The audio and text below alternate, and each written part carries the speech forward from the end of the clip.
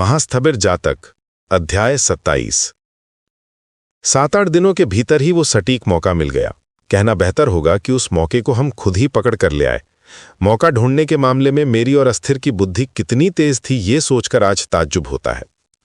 हमारे उस मध्यम वर्गीय घर में भी आश्रितों और पालतू जानवरों की कोई कमी नहीं थी। पिताजी और हम तीनों भाइयों के शौक की वजह से विदेशी नस्ल के 5-6 कुत्ते घर में पूरे रौब के साथ राज करते थे और माँ की जान बसी रहती थी अपनी 1 दर्जन बकलियों में।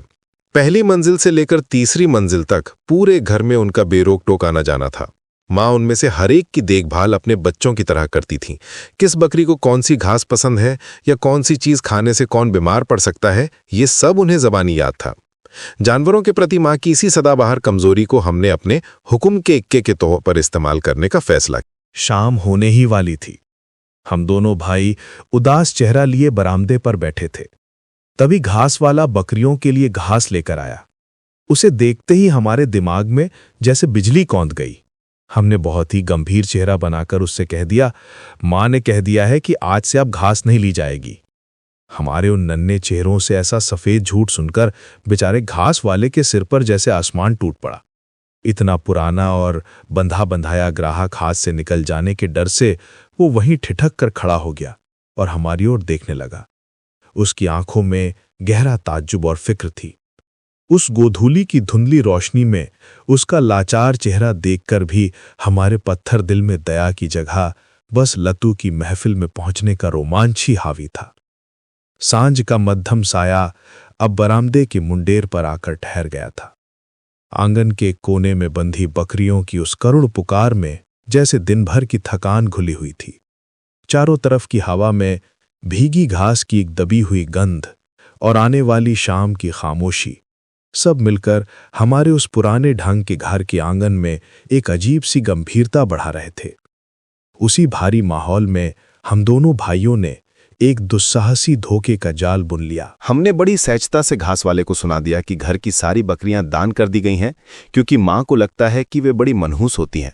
बेचारा घास वाला ताज्जुब से भरा हुआ घास का बोझ सिर पर लादे जब लौट गया तो हमारे मन के किसी कोने में एक शैतानी खुशी नाच रही थी। मां ने जब घास के बारे में पूछा तो हमने आसमान से गिरते हुए कहा कि वो आदमी आया ही नहीं। उस रात 11 बजे तक मां का जो चीखना चिल्लाना और गुस्सा चला, वो हमारे लिए बस आज़ादी का परवाना मिलने से पहले की रात जैसा था। अगले दिन जब पता चला कि घास न मिलने के कारण उन बेजुबान जानवरों ने दूध देना बंद कर दिया है, तो हमारी दयालुता जैसे बांध तोड़कर बाहर निकल आई। मां से खुद घास लाने की इजाजत मांगकर हमने जैसे सीधे स्वर्ग की चाबी अपने हाथ में ले ली। वे कुछ महीने हमारी जिंदगी का सबसे बेहतरीन समय थे। स्कूल से लौटकर फुर्ती से सुलेख निपटाना और एक दौड़ में लतू के घर पहुंचना। वहां खेल और महफिल के बाद जब दिन की रोशनी मध्यम पड़ने लगती, तब 13 गट्ठर भीगी नोनो घास हम दोनों भाई आपस में बांट लेते और सरपट घर की तरफ दौड़ लगाते। पसीने का नमकीन स्वाद और घास की वो कच्ची महक मिलकर एक अजीब सा एहसास जगाती थी। लेकिन सुख के दिन हमेशा नहीं रहते। एक दिन पता चला कि उस घास वाले ने दोपहर में आकर मां के सामने सारा भांटा फोड़ दिया है।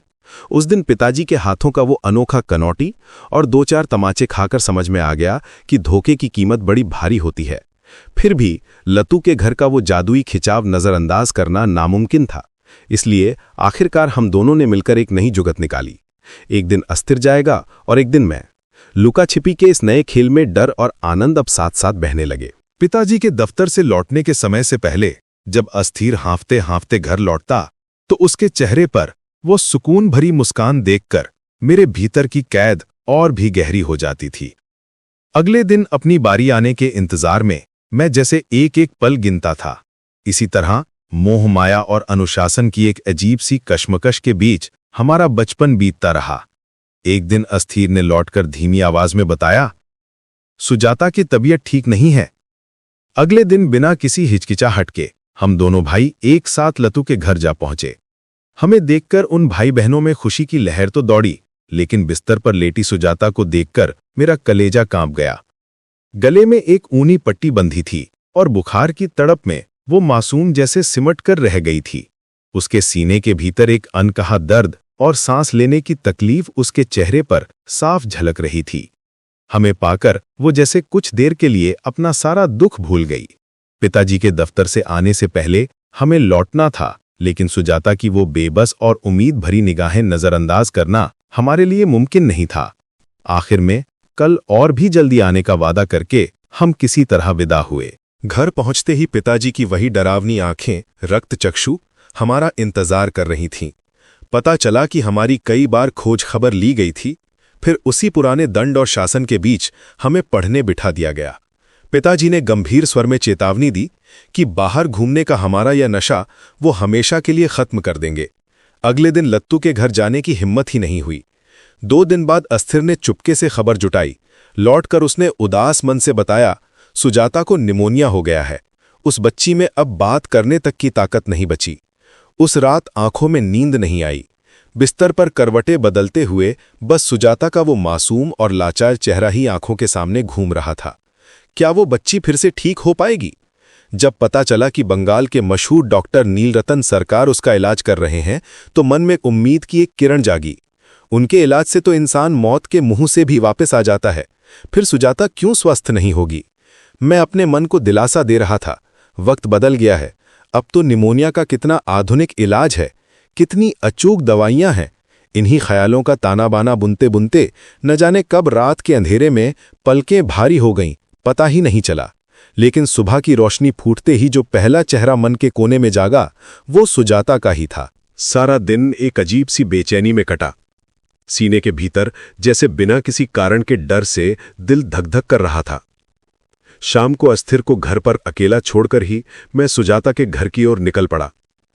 पैर जैसे आगे बढ़ ही नहीं रहे थे, पर दिल का खिंचाव बहुत गहरा था। कमरे में कदम रखते ही नाक में दवाइयों की वो जानी पहचानी मगर भारी और तीखी गंध आई। पूरा कमरा जैसे उदासी से भरा हुआ था। दबे पांव में उसके बिस्तर के पास जाकर खड़ा हो गया। सुजाता का वो जिंदा दिल चेहरा आज कितना अनजान लग रहा था। आंखें आधी बंद थीं, सीना तेजी से ऊपर नीचे हो रहा था। एक बार सांस लेने के लिए वो मासूम क्या जी तोड़ लड़ाई लड़ रही थी। उसके सिरहाने लतू सुल्ता पत्थर की मूरत जैसी बैठी थी और एक तरफ उसकी मां। मुझे देखते ही मासीमा ने आंखें उठाईं। उनकी आंखों के कोनों में जमा आंसू चमक उठे। उन्होंने एक फीकी मुस्कान के साथ कहा, कौन? स्थविर, आ बेटा, यहां बैठ। मैं धीरे से लतू के पास बैठ गया। मौसी ने रुंधे हुए गले से कहा, पता है कल भी कितनी बार तुम लोगों का नाम ले लेकर पुकारा उसने। मैंने सुजाता की ओर देखा, पर ज्यादा देर देख ना सका। उस चमकते हुए गोरे रंग पर आज जैसे किसी ने मुट्ठी भर काली छाया बिखेर दी थी। वो नींद की गहराइयों में थी या किसी बेहोशी के आलम में, समझना मुश्किल था। उससे नजर हटाकर जैसे ही मैंने लतू की ओर देखा, मेरा कलेजा कांप गया। लतू बिना पलक झपकाए मेरी ओर देख रही थी। कितनी गहरी थी वो निगाह। उन रहस्यमयी आंखों की गहराई में क्या मौत का बुलावा छिपा था? मैं उस नजर को बर्दाश्त नहीं कर सका। मौसी की ओर देखते ही उन्होंने बड़े प्यार से मेरी पीठ पर हाथ फेरा। पूछा, कैसा है बेटा? तू भी तो बड़ा दुबला सा लग रहा है। घर का अनुशासन और पिताजी के दफ्तर से लौटने की बात अब भी मेरे दिमाग में घूम रही थी, इसलिए एक तरह का झूठ बोलते हुए थके हुए स्वर में कहा, तबीयत कुछ ठीक नहीं है मौसी। मौसी ने मेरे चेहरे की ओर देखा और स्नेह भरे स्वर में कहा, तेरी तबीयत जब ठीक नहीं है तो अब और देर मत कर बेटा, जल्दी घर जा। मैं और बैठ नहीं सका, सीने में एक गहरी बेचैनी लेकर उस दिन के लिए विदा ली। अगले दिन सुबह स्कूल जाते समय मन ने बिल्कुल हार नहीं मानी। करीब आधा मील का रास्ता घूमकर मैं एक बार सुजाता को देखने गया। कमरे में उस समय ऑक्सीजन का सिलेंडर लाया जा चुका था, उसे गैस दी जा रही थी। किसी के मुंह से सुना कि वो अब और गैस नहीं ले पा रही है, उसका शरीर अब साथ नहीं दे रहा है। कलेजा धक से रह गया। कमरे के भीतर जाने तक की हिम्मत हो बैठा। दरवाजे के बाहर ही कुछ देर के लिए पत्थर बनकर खड़ा रहा। उधर स्कूल की घंटी बजने का समय हो गया था और देर करना मुमकिन नहीं था। जाने से पहले बस लतू का वो करुण चेहरा दिखा। उसने रूंधे हुए गले से बस इतना कहा, जल्दी आना। लेकिन स्कूल से लौटकर गले तक भरे हुए डर और दुख के बीच जल्दी जल्दी 2 निवाले मुंह में ठूंसकर मैं और अस्थिर एक दौड़ में सुजाता के मोहल्ले पहुंचे। लेकिन जैसे ही गली के मोड़ पर कदम रखा, एक कलेजा चीर देने वाली चीख कानों से आकर टकराई। कदम वहीं ठिठक गए। अब ये समझने को कुछ बाकी नहीं रहा कि सब खत्म हो चुका है। सुजाता हमें छोड़कर जा चुकी है। वहीं से रोते हुए हम उनके घर की तरफ भागे। भीतर के उस दिल दहला देने वाले मंजर की सारी छोटी बड़ी बातें आज याद नहीं है, बस याद है तो एक असह्य हाहाकार। जैसे पूजा वाले घर में शंख, घंटे और ढाक की आवाज़ें मिलकर एक हो जाती हैं, वैसे ही उस घर में आज अपनों को खोने वालों का रोना मिलकर एक अखंड विलाप बन गया था। कितने ही जाने अनजाने लोग, कितने ही रिश्तेदारों की भीड़, सबके चेहरे पर वही एक मातम कि सुजाता अब नहीं रही।